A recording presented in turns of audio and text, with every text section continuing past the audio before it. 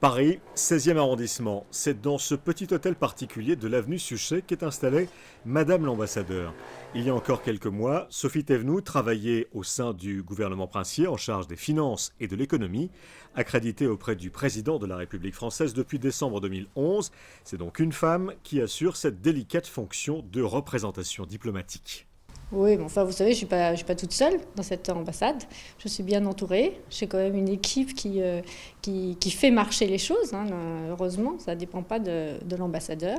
Et donc, ça m'a aidée à me mettre effectivement dans le bain très rapidement.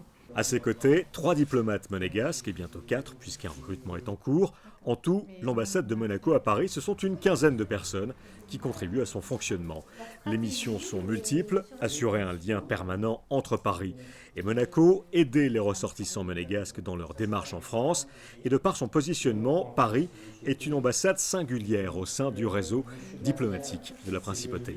C'est un sujet qui est particulièrement intéressant ici à Paris parce qu'effectivement, j'ai aussi un contact avec les ambassadeurs qui sont accrédités en principauté, ce qui normalement sur le papier ne devrait pas être dans mes missions, mais qui factuellement est tout à fait d'actualité puisque tous ces ambassadeurs accrédités à Monaco sont en résidence à Paris. Donc quand ils ont une question, ils viennent tout naturellement me voir et j'assure ainsi un lien. Et par exemple, tous les ambassadeurs qui sont en phase d'accréditation à Monaco, je les reçois au préalable afin qu'ils soient préparés quand ils vont à Monaco présenter leur lettre de créance.